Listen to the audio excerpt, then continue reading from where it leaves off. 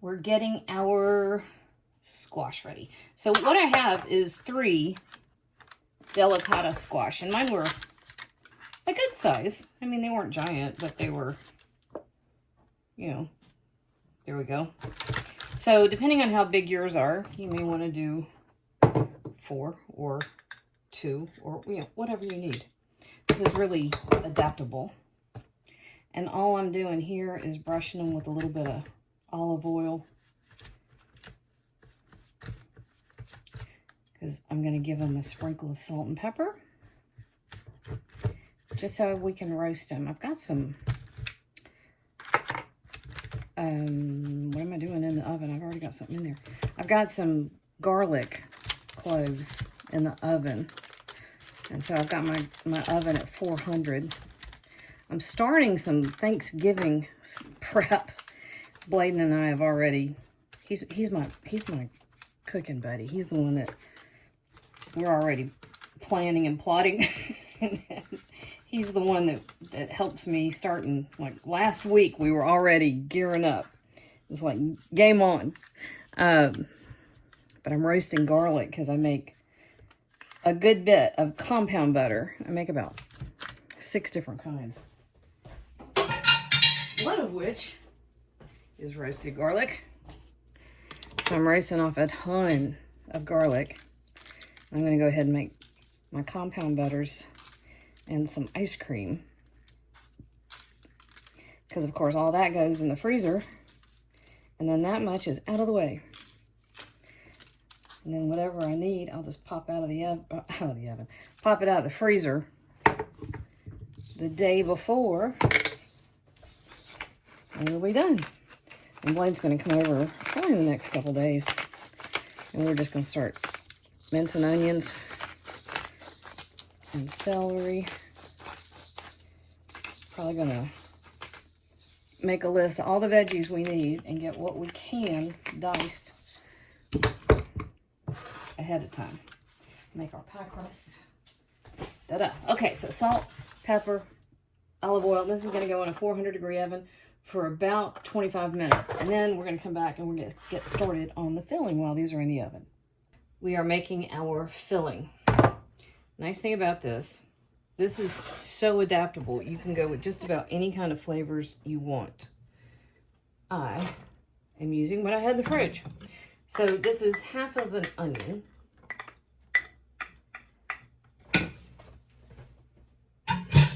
And a bell pepper. Happen to have these. I buy them at the big old warehouse club. You know, there's 2 big ones in the US. I belong to both. And then a big spoonful of minced garlic. Had a giant bag of peeled garlic. And I bought it because I hate peeling garlic. That's my big concession. I just hate doing it. So I'll buy it peeled, but then I can't use it all. So I will mince it and freeze it into cubes and use it up that way. All right, so all I'm doing here is I'm gonna let this saute 5 or 6 minutes. About a teaspoon of salt. I'm gonna let this saute just 5-6 minutes. Till it gets nice and fragrant, starts to soften. You can smell that garlic, smell that onion. It's gonna be beautiful. I'm gonna try to learn to talk. Our onions, pepper, and garlic have gotten nice and fragrant. I happen to have cherry tomatoes. Use whatever you have. I would prefer to have Roma, but I don't have them. But it's 2 cups of diced tomatoes. If you don't have fresh, you could use a can of tomatoes. We are being very practical with this one. But again, this is just going to cook down until those tomatoes have released their juices and the flavors in this have started to come together. So let's say another 5 or 6 minutes. That looks and smells perfect. Okay, so let's get the rest of our filling ready. So I have 2 cups of ground beef that I had already cooked. I gave myself some shortcuts. I did a lot of prep and stashed a whole bunch of stuff in the freezer, which makes it much easier on weeknights when I have no time.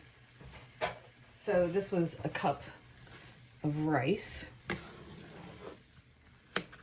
And this just gets mixed together. And this is going to form our stuffing. To this, I'm going to add half a teaspoon of red pepper flakes, 2 teaspoons of oregano, and just a teaspoon of kosher salt. The ground beef was already pretty well seasoned.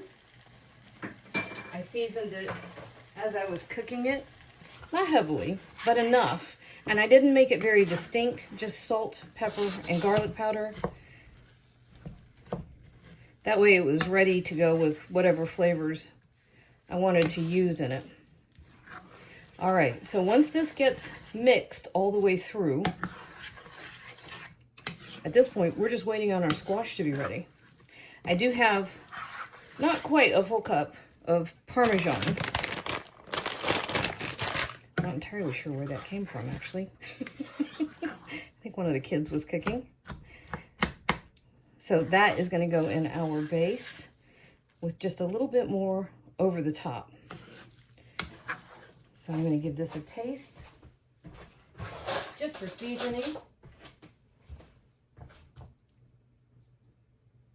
Something's singing.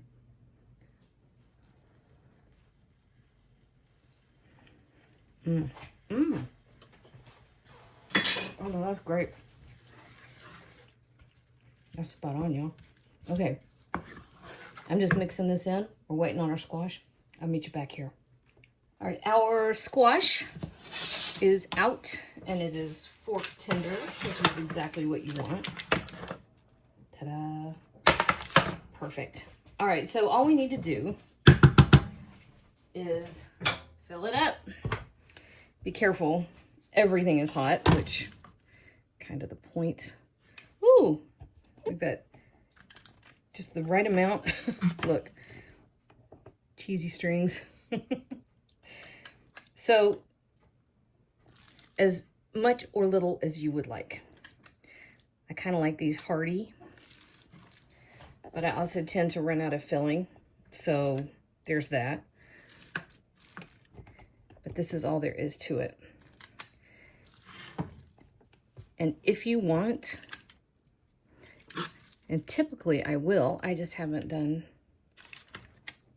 a grocery shop in a hot minute. You can use fresh herbs right over the top. Parsley, of course, is one of my favorites.